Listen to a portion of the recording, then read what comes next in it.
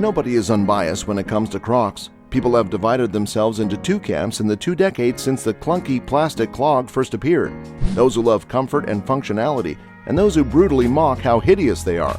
How did a pair of clunky rubber become such a hit, generating billions? Was Crocs always so profitable?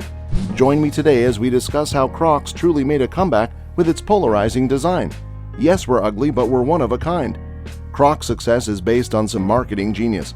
This brand has always been aware of how divisive its shoes are, inspiring sentiments of disgust in many customers.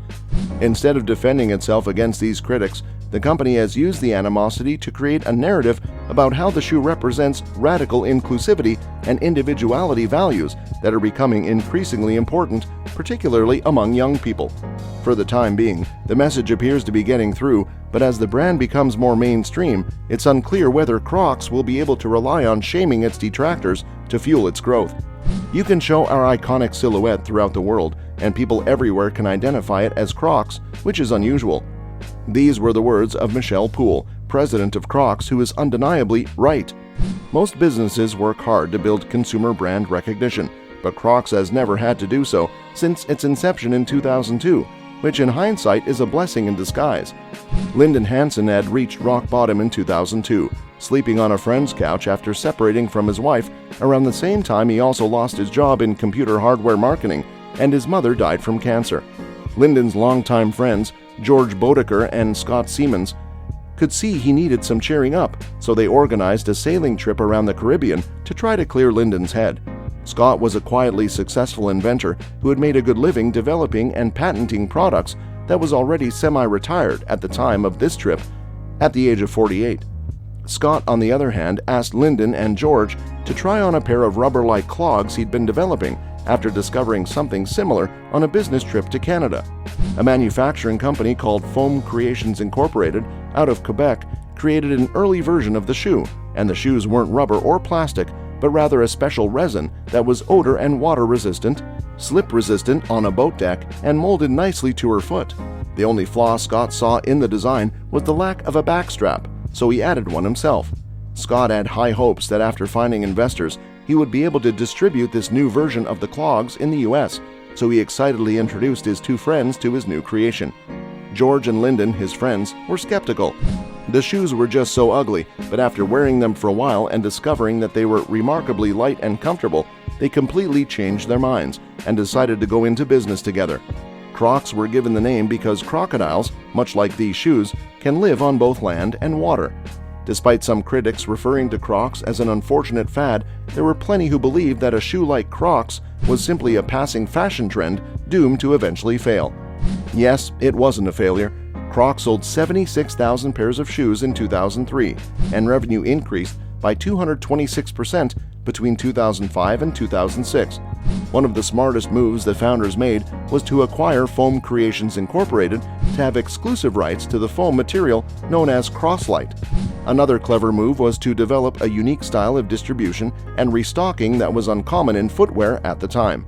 Instead of buying Crocs in bulk and then discounting the pairs they don't sell, retailers could buy as few as 24 and then restock once they run out. This reduced the risk for retailers and ensured that many stores of all sizes ended up stocking their shoes, although many people disliked Crocs. Because they stood out so much, they got a lot of attention, and that attention proved to be very valuable as demand for the shoes increased rapidly in 2006. Crocs had its IPO and raised $239 million, making it the highest initial public offering for footwear ever. This increased its market value to slightly more than $1 billion. While all of this rapid growth brought in millions for the Crocs founders and their early investors, it also proved difficult to keep up with the demands of seemingly endless expansion. Lyndon mentioned how the breakneck pace of expansion taxed all of the founders as they worked around the clock to keep the business growing. However, it appears that some founders were hit harder than others as things got darker later in 2006. Only a few months after the company went public, co-founder George Bodeker, the one who first invited Lyndon on a boat trip that started it all, made an unusual phone call to his brother-in-law, threatening him for a reason unknown. He was removed from the Crocs board of directors after a series of controversial incidents, which only fueled his rage. Crocs appeared to distance themselves from their co-founder as much as possible, especially after he was arrested in 2012 for allegedly driving under the influence of alcohol, which didn't make for a good look for Crocs when all the headlines about this popped up. Before we go any further into the fruitier parts of the video, make sure to leave a thumbs up. When George stepped down as CEO of Crocs, the person who took his place was actually Lyndon's friend, Ron Snyder, who had let him crash on his couch back when he was at his lowest point. Ron is credited with leading Crocs into a new era of success as CEO during his initial years. Crocs expanded its international presence and began to acquire adjacent companies such as Jibbitz, which made charms that could be attached to Crocs so that people could personalize their shoes. Crocs also established licensing agreements with Disney and the NBA at this point, making them appear unstoppable. That was until 2007 when things began to change. Like many other companies, Crocs was hard hit by the 2008 financial crisis. Consumers were not shopping and sales fell, bringing stocks down with them.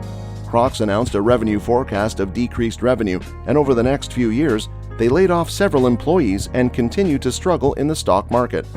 Amid these financial difficulties, in 2008, a company called Select LLC came forward with accusations that Crocs violated a 1999 pattern for a material that was extremely similar to Crocs Crosslights. Furthermore, manufacturers of Crocs lookalikes claimed that Crocs was simply a knockoff of an Italian shoe that existed long before Crocs, which Scott allegedly knew about. All of this speculation that Crocs' design had been stolen from somewhere else just sent their stock price tumbling further, and yet Crocs is still here and thriving right now. So how did they bring the infamous ugly shoe back from the brink of extinction? Rapid growth may appear to be beneficial on the surface, but it was only the tip of an unsustainable iceberg for Crocs. From 2008 to 2018, they were largely treading water due to overexpansion and an excess of inventory, as Fast Company described it, but then suddenly Crocs stock began to bounce back due to a combination of smart marketing and capitalizing on the fact that several celebrities, including actor Shia LaBeouf, had been photographed wearing their shoes. What's interesting is that at various points, Crocs experimented with different designs that weren't so hideous that they turned off a wider customer base. However, they eventually realized that their power lay in their polarization. Nobody is neutral about Crocs. You either love them or despise them. As a result, Crocs began to spread a message of acceptance, individuality, and creativity. Crocs fans see themselves as bold and one of a kind, so they tried to position themselves as Crocs while maintaining a carefree attitude of not caring what other people think of them. Combine this messaging with several strategic celebrity partnerships, including Justin Bieber and Post Malone. Crocs evolved into a cultural chameleon, capable of adapting to a wide range of partnerships, from the sleek and high concept to the utterly bizarre high-fashion retailers. Brands such as Barney's and Balenciaga jumped on the trend, creating lines of custom platform Crocs that graced the Paris runways and sold out quickly. Surprisingly, the pandemic was another huge win for Crocs. While most apparel companies struggled in a pandemic economy, Crocs thrived. In fact, 2020 was their best year ever, driven by a desire for the comfort of style. Sales soared to new heights, and stock values rose to $300. It also helped that Crocs had already switched to prioritizing online sales and had closed many of their expensive retail locations to focus more on e-commerce in 2021. Crocs reported a record-high revenue of $2.3 billion. Of course, as a footwear company, one of Crocs' biggest challenges will always be the question of whether something is simply a passing fad. Crocs' strategy has been so successful that the shoes are becoming more mainstream. However, this could pose a problem. What will Crocs represent once the market has been fully saturated? The brand is currently on a roll, but this will eventually slow, and the big question is what Crocs will do next. I personally reckon that going a bit down in business is certainly second nature for Crocs, and they will come back stronger. To know more about the bizarre fashion world and rags to riches stories, hit subscribe. See you soon in our next video.